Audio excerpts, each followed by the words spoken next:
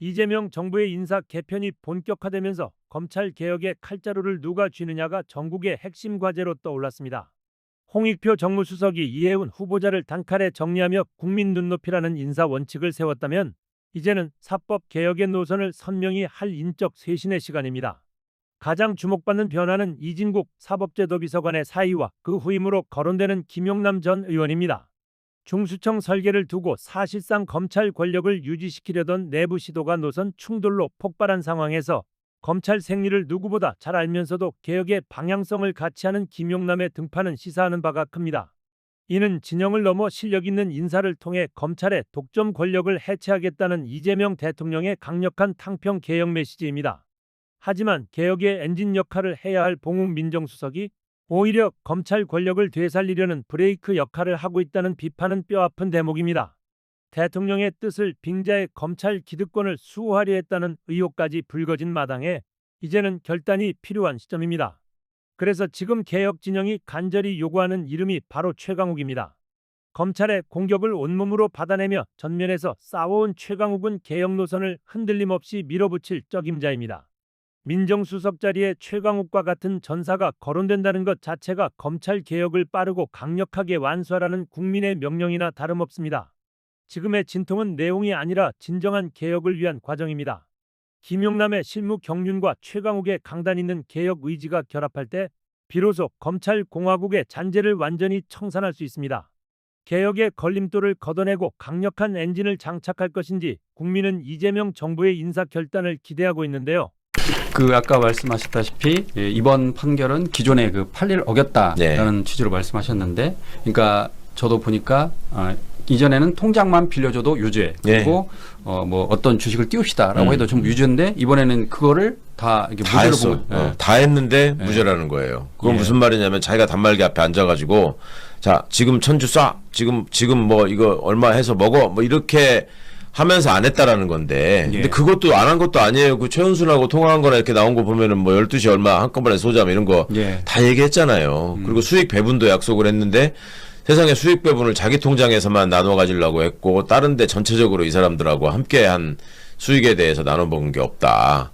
아니 그런 게 어디 있습니까? 김건희한테 이득을 주기 위해서 들어오라고 하고 함께 시세 조정을 해서 돈을 갖게 되면은 김건희가 40%를 나눠주겠다고 한 건데 이런 거를 다 배제하고 이거는 함께 이게 이제 법률 용어로 공동 가공이라고 하거든요. 공동 가공. 이 주가 조작이나 이런 거에 참여했다라는 의미인데 이거를 참여를 안 하고 그냥 그러면은 우연히 정보를 알게 돼가지고 돈만 벌었을 뿐이다 이렇게 한다는 게 말이 되냐고요. 이제 국민들이 그런 생각할 수도 있을 것 같아요. 지금 방금 말씀하신 것처럼 우인성 부장판사의 판결에 문제가 있다. 그러면 시도했다가 되진 않았지만 법 왜곡죄가 만약 시행이 됐더라면 그런 가정하에서 우인성 부장판사는 어떻게 형사처벌이 가능한가요? 어떻습니까? 그러니까 그것도 쉽지 않은 일입니다. 사실은 법 왜곡죄가 막 이렇게 기존의 판례에 배치되는 판결을 한 것만으로 판사들을 처벌한다면 판례가 바뀔 수가 없겠죠. 뭐 그런저런 한계 같은 게 있어서 굉장히 악의적으로 확실한 법리나 확실한 사실관계를 왜곡했을 때 예를 들어서 누가 죽었는데 그 사람이 죽지 않았다고 하거나 아니면 이 사람이 칼을 들고 어떤 사람을 찔러가지고 범행을 한 게 맞은데 명백하게 나와 있는데도 불구하고 그 사진이 다 찍혀 있는데도 불구하고 이 사람은 그 사람 아니다. 김학이 아니다. 이런 식으로 할 때 이제 적용하는 범죄거든요. 근데 그거를 결과적으로 또 유죄로 확정시키는 사람들이 또 판사기 때문에 판사가 재판 과정에서 벌일 수 있는 오판이나 의도적인 어떤 증거의 외면 이런 것들은 최대한 봐줄 거란 말이에요. 그렇다 그러면 실제로 처벌까지 연결되기에 지금 쉬울 정도로 이렇게 명확한 사안은 아니다. 이거는. 그렇군요. 그러니까 정리를 하면 많은 국민들이 지금 공분하셔서 우인성 부장판사를 법 왜곡죄로 처벌할 수 있느냐 설령 그런 그 법이 시행됐다 하더라도 결국은 그 판단하는 거는 판사고 그리고 또 판사가 볼 때 이거는 이 사람이 고의적으로 하지 않았어. 다만 해석의 차이일 뿐이야 라고 해서 빠져나올 수 있다는 거죠. 그렇죠. 그렇게 해서 빠져나갈 수 있는 상황을 만든. 그러면 민주당에서 그동안 하려고 했던 법 왜곡죄로 검사나 판사들의 잘못된 행위를 처벌하겠다. 그거는 큰 의미가 없었던 건가요? 아니, 어떻게 큰 의미가 없는 건 아니고, 그러니까 이제 아까도 말씀드린 것처럼 완전히 악의적으로 사건을 특정한 사람의 불이익을 주기 위해서 몰고 가는 경우 이런 예. 거에 대한 확실한 경고가 되죠. 법외국죄로 예를 들어서 무죄까지 안 가고 기소만 된다고 하더라도 그거는 치명적인 문제가 될 수 있고 또 탄핵 사유도 될 수 있고 하기 때문에 그런데 지금 이게 모든 게 다 그런 거를 다 범죄로 만들어서 처벌하도록 지금 구조가 짜여있지 않고 그럴 수도 없죠 또. 그러니까 예. 이거는 상급심의 판결을 통해서 정정해라. 이게 이제 3심제도 아니겠습니까? 그러니까 이제 상급심을 좀 의지하면서 기다리는 수밖에 없을 텐데 문제는 뭐 상급심이라고 해서 믿을 수 있냐? 결국 최상급심인 대법원의 조의대가 있는데 예. 이걸 믿을 수 있냐 이제 이런 걱정들을 하신단 말이에요. 그런 것 때문에 사법개혁 법안을 민주당이 설 전까지 반드시 처리하겠다고 하는 거 아니겠습니까? 그러면 이제 그런 상황에도 불구하고 지금 법원이 영장 전담 판사를 내란 재판 전담으로 임명하도록 법을 바꿨는데도 불구하고 또 기존에 하던 사람 2명을 또 찍어서 하잖아요. 예. 그러니까 이런 식으로 나오는데 이거를 결국 극복해낼 수 있는 방법은 이거는 주권자의 의지밖에 없습니다. 주권자들이 이런 거를 용납하지 않겠다. 이런 거를 최대한 차단할 수 있는 법과 제도를 빨리 만들어라. 이렇게 촉구하고 이런 어이없는 판결을 한 우인성은 잊지 않겠다. 그다음에 이게 상급심에서 고쳐지지 않는다면 대한민국 법원은 근본적인 수술을 받을 수밖에 없다. 이런 인식이나 여론을 끊임없이 좀 확산시켜야 될 때인 것 같습니다. 유튜브 언론은 언론으로서 기능해야 한다고 생각합니다. 대놓고 판을 짜려 하고 특정 인물을 미는 듯한 모습을 보이면 그게 조선일보와 다를 게 뭔가요? 그렇죠. 뭐 그런 국무총리 요청이고 뭐고 아나무인 정치판을 주무르려는 김어중 씨 행태는 도를 넘었습니다. 무지성 실드하면 안 된다고 생각합니다. 예, 대부분 다 동의하고요. 그런데 김어준 씨가 무슨 특정한 의도를 가지고 그렇게 얘기하시더만요. 왜 저런 문제를 가지고 화를 내시는 분들이 있나 저도 너무 궁금해서 봤더니 저렇게 해서 김민석 총리를 당대표에 도전하지 못하게 하고 정청래 대표가 계속 연임하게 하려고 정청래 김어준이 손잡고 이게 벌이는 일이다. 이런 식의 해석을 하시는 분들이 있는 것 같더라고요. 누군가 그렇게 말을 했겠죠 또. 근데 저는 동의하지 않습니다. 제가 김총수의 어떤 발언이나 태도에 대해서 모든 걸 다 동의하지는 않지만 적어도 이 문제에 대해서는 그리고 아마도 제가 김총수와 매우 각별한 친분이 있는데도 불구하고 김총수의 어떤 김어준 공장장의 발언이나 판단 이런 거에 대해서 늘 동의하는 게 아니라 그래도 가장 비판적인 입장에 서 있는 사람 중에 하나인데 그런 제 관점에서 보더라도 이거를 이렇게 연결지어 가지고 나무라시는 거는 저는 좀 지나친 면이 있는 것 같습니다. 정청래 대표가 그냥 김어준 씨하고 손잡고 저렇게 여론조사에 김민석 총리를 집어넣으면 당원들은 그냥 거기 다 속아서 넘어가는 생각 없는 존재들이라고 판단하고 있을까요?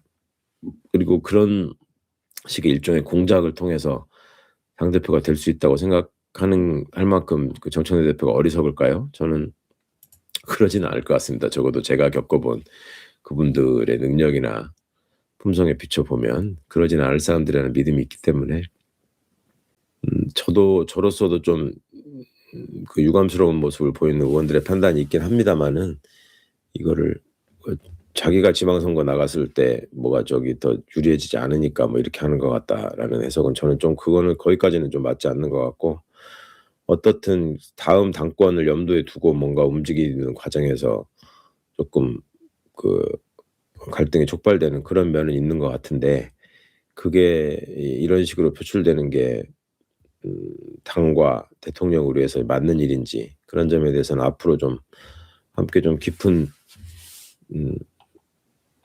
수기가 필요할 것 같아요. 토론이나 수기가 앞으로 이제 진행되는 과정들을 보시면 알 수 있겠죠. 이게 이제 소위 말해서 대통령이나 총리를 물먹이려고 이게 벌어진 일인지 그분들 모르게 꾸민 일인지 뭐 특정한 과정을 염두에 두고 벌어진 일종의 정치 공작인지 이런 것들이 판단하기 어려울 정도로 감춰지는 일은 없을 겁니다. 앞으로 어떻든 그 진실이나 맥락이 드러날 걸로 저는 생각하고요. 또 제가 어느 정도 짐작하는 면이 있기 때문에 이런 점들은 조금 차분하게 지켜보시면서 토론하는 게 좋겠다는 말씀을 드립니다. 그리고 이제 그런 분열의 언어 속에 항상 저는 늘 경계하는 게 거기다가 대통령의 뜻을 끼워 넣고 그 분열의 언어 속에다가 분열의 언어를 합리화하는 말로 이재명 정부의 성공을 위한 것이고 이재명 대통령을 사랑하기 때문에 존경하기 때문에 하는 일이다. 이런 말씀은 제발 좀 안 하셨으면 좋겠습니다. 이재명 정부의 성공에 가장 장애가 되는 그 분열의 언어를 하면서 그게 이재명 대통령의 뜻과 매우 반대되는 그 언행을 하면서 그것이 마치 그 민주정부를 지키고 이재명 정부의 성공을 앞당기는 길인 것처럼 그렇게 호도하지 마시길 바랍니다. 그거는 착각이고요.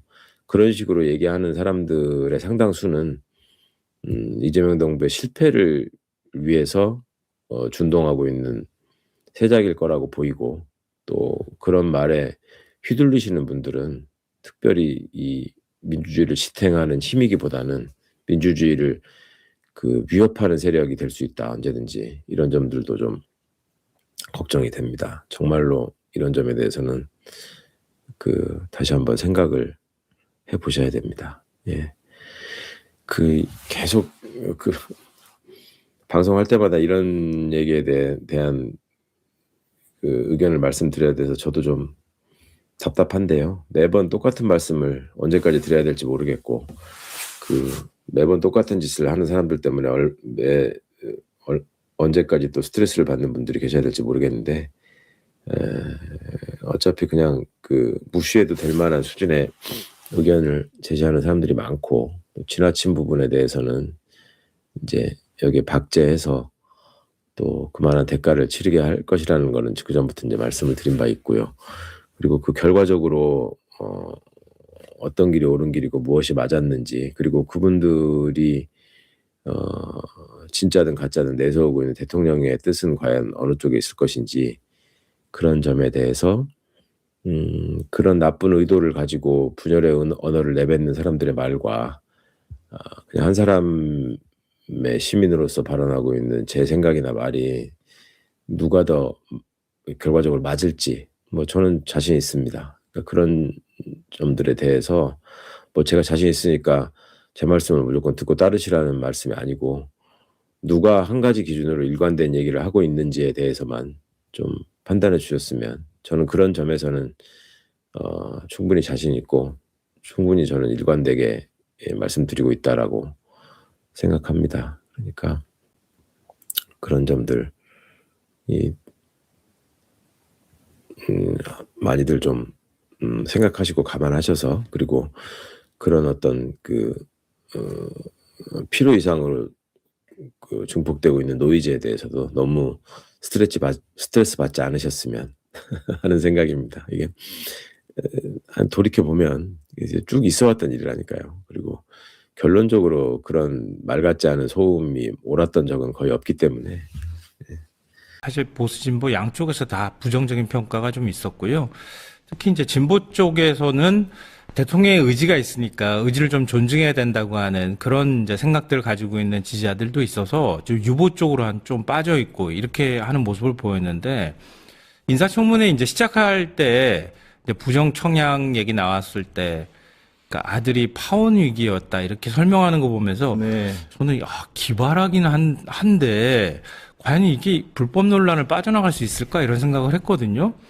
근데 아들의 그것을 드러내는 게 쉽지 않았을 텐데 만약에 사실이라고 하더라도 그렇지 않습니까? 그랬기 때문에 얘기를 그동안에 못했나 이런 생각도 했는데 시간이 지나면 지날수록 며느리죠. 본인은 약혼이라 그러니까 예비 며느리라 해야 될지 모르겠는데 그러니까 그 며느리가 전입하고 빠져나가는 시기가 굉장히 이상했어요. 그랬죠. 네. 그러니까 청약에 딱 맞춰서 어떻게 며느리가 주소지를 옮기는 모습들을 보였는가 이렇게 생각해보고 아예 그러면은 지금 뭐 파혼이 됐다고 하면 모르겠는데 또 같이 살아요. 이런 게 좀 설득을 못했던 것 같아요. 이런 점들이. 그리고 연세대 부정입학 문제 나왔을 때도 네네. 시부의 그 훈장이 국위 선양에 뭐 기여를 했다거나 이런 식의 이유가 됐다고 하는 것도 그리고 약간 후보자의 갸우뚱하게 남편이 그때 만들었고. 연세대 아마 연세대 경제학과 예. 교수죠. 지금도 경제학과 교수인데요. 이런 점들이 이건 뭔가 좀 이상하다. 이런 좀 의문을 불러일으켰던 것 같아요. 그러니까 그런 면에서는 앞서 제가 말씀드렸던 것처럼 이재명 대통령이 더 자고우면할 필요가 없겠다 이렇게 봤던 것 같고요. 근데 이재명 대통령은 지금까지 3명이 이제 낙마하는 동안에 이재명식 독특한 인사 스타일이 있어요. 제가 네네, 보니까. 뭐죠? 자진 사퇴를 잘 안 시켜요. 지명 철회를 해요, 본인이. 지난번에 이진숙 후보자도 지명 철회했거든요. 그러니까 강선우 후보자는 현직 국회의원 신분이기 때문에 민주당 의원이기 때문에 지명 철회한다는 거는 본인이 받아들일 때 모욕적으로 받아들일 수 있잖아요. 내가 잘못 인사를 했어요라고 대통령이 인정하는 거나 다름이 없어서. 그러니까 지명 철회는 두 가지 의미가 있잖아요. 후보자 입장에서도 모욕적이고 네. 그렇죠. 그다음 두 번째가 인사권자가 자신의 인사가 잘못됐다, 실패했다를 인정하는 거잖아요. 네, 그렇죠. 이거 보통 어렵거든요. 네. 정물 라인이 움직여서 자진 사퇴 쪽으로 좀 설득을 하기 나름인데 전혀 그렇지 않습니다. 그러니까 이재명 대통령은 지금까지 상황을 올 때까지 인사청문회는 그래도 봐야 되겠다라고 하는 의지. 본인이 탕평이나 이런 기본적으로 인사 원칙이나 철학에 따라서 임명을 했었는데 그걸 쉽게 걷어들이지 못한 측면도 있고 또 앞으로 통합형 인사를 계속 하고 싶은데 이번에 이혼 후보자가 일종의 본보기가 되면은 어느 누구도 사실은 인사청문, 그러니까 그 동의를 하기 어렵거든요. 네네. 그런 점까지 고려를 한다고 하면은 정치적 부담을 감수해서라도 인사청문회까지는 가야 되겠다라고 하는 의지가 있었던 것 같고요. 인사청문회 보고 난 다음에도 어떻게 해야 될까 뭐 고민을 했겠지만 떳떳하게 내가 그냥 지명 철회하는 게 낫겠다. 물론 이혼 후보자가 스스로 자진 사퇴를 잘 안 했을 것 같긴 해요. 스타일로 봐도. 그렇긴 해도 결국은 인사권자가 나 지명 철회하려고 하는데 당신이 사퇴하시오 이렇게 얘기할 때 그걸 어떻게 거부할 수 있겠습니까? 그런데 이재명 대통령 그냥 지명 철회를 해버린단 말이에요. 그러니까 좀 그런 면에 있어서는 책임을 굳이 회피하지 않겠다는 의사표시도 했던 것 같아요. 그러니까 그게 이재명 대통령식 인사 스타일인 것 같습니다. 그래서 저는 앞으로 이런 인사 할 수 있을까? 이런 이제 의문을 갖잖아요. 또 아마 당분간은 어려울 거야 이렇게 얘기를 하는데 도전을 계속 할 것 같아요. 저는. 이런 그 문제는 조금 더 있다 하고 그러면 이재명 대통령이 지금 국정 운영 지지율이 50% 후반대에서 60% 초반대까지 나오고 있는데 이번 일로 인해서 좀 타격을 받을까요? 아니면 타격이 거의 없을 걸로 보이십니까? 저는 그게 큰 타격이 없을 것 같아요. 이미 반영이 다 돼 있다고 보이고요. 만약에 이게 부정적 여론을 끼치는 상황까지 간다고 하면은 진즉에 사실 여론조사에 반영이 됐어야죠. 많이 됐어야죠. 네네. 보통 예전의 경우에는 이전 정권들 보면 이렇게 해가지고 인사청문회가 시끄럽게 계속 지속이 된다고 하면 대통령한테 굉장히 큰 부담이 되고 지지율도 떨어지거든요. 근데 그게 크게 영향을 안 미치는 걸 우리가 이미 확인했기 때문에, 그러니까 앞으로도 뭐 크게 영향은 없을 것 같아요. 다른 여러 가지 복합적인 요인들이 지금 있는 상황이기 때문에, 근데 그렇긴 하더라도 지금 민주당이 통합 논의 때문에 굉장히 좀 시끄러운 상황인데 네. 이것까지도 얹어지거나 물론 이제 이건 결과적인 얘기입니다만 이해찬 총리 네. 별세 문제도 끼어 있는데 계속 이렇게 시끄럽게 간다고 하는 건 굉장히 부담이 될 수 있거든요. 이슈를 잡아먹을 가능성이 있어요. 저는 시기상으로 봤을 때 빨리 결단한 건 오히려 잘한 것 같다는 생각이 듭니다. 박 기자. 네. 어제 지명 철회 소식이 전해진 직후 네. 민주당 의원들은 어떤 반응을 보였습니까? 사실 어제 민주당 쪽에서는 국민의힘과의 재경이 일정 청문보고서 채택에 위한 회의 일정을 잡으려고 계획하던 중이었는데 생각보다 빠르게 청와대에서 지명 철회 결정을 내면서 좀 당황하는 분위기였습니다.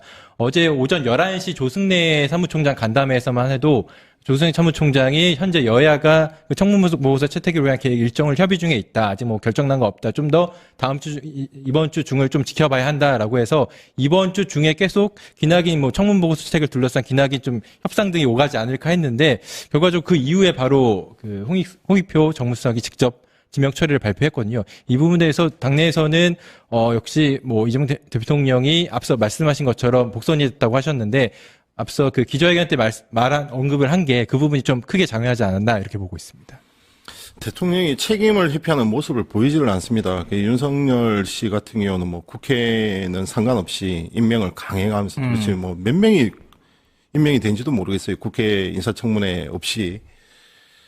자, 그런데 지금 보수 이쪽으로의 통합, 확장, 실용 이것이 인사 기조인 것인데 그렇죠. 이걸로 좀 막히지 않을까. 이런 우려도 있습니다. 이렇게 되면 누가 더 이상 이번에 상처는 이혜원 후보자만 다 입은 건 사실이죠. 자신의 모든 치부가 다 드러났고 네. 이제 보수 쪽으로부터도 버림을 받게 됐고 진보 쪽 민주당 쪽에도 더 이상 좀 어렵지 않을까. 물론 모르겠습니다. 나중에 공기업이나 이럴 쪽은 모르겠지만 그럼 향후 포용을 함에 있어서 함께할 보수 인사들이 있을까? 이 부분은 어떻게 보세요?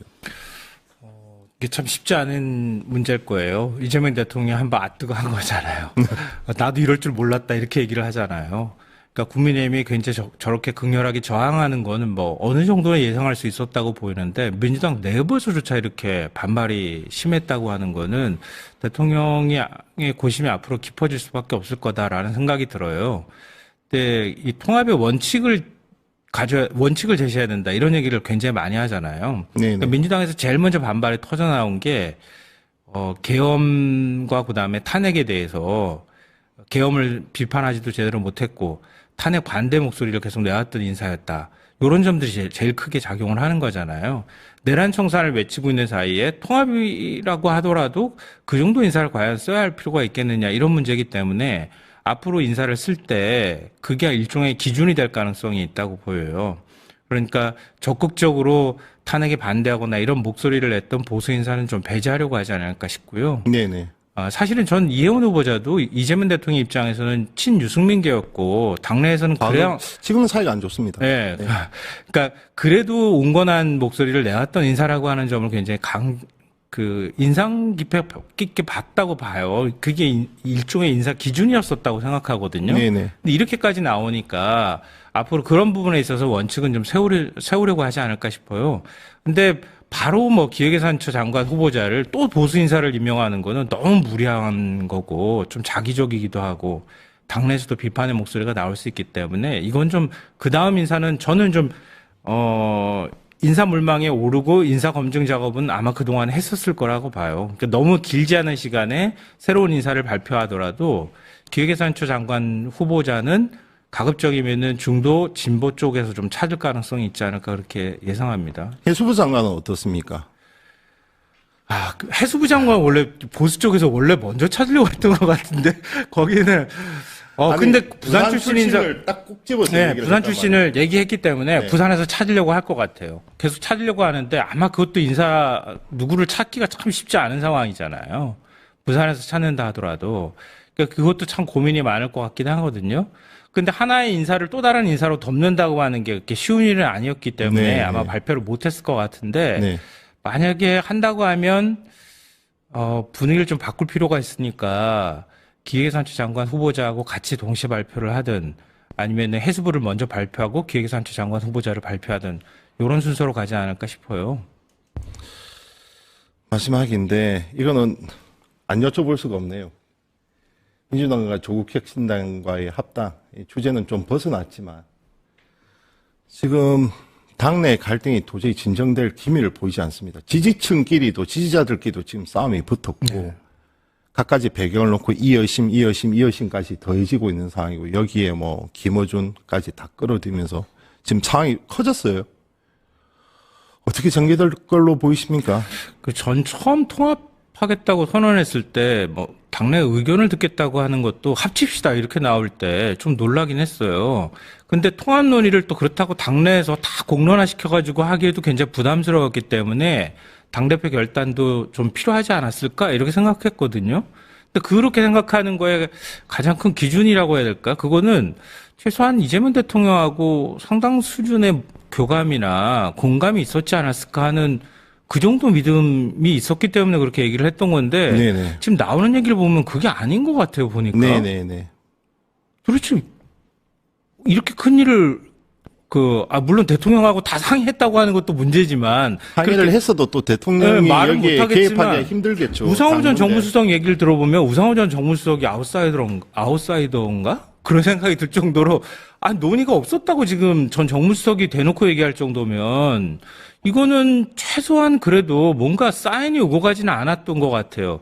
그걸 보면서 정청래 대표의 소통 방식이 여기서도 문제구나 하는 걸 다시 깨닫게 돼요.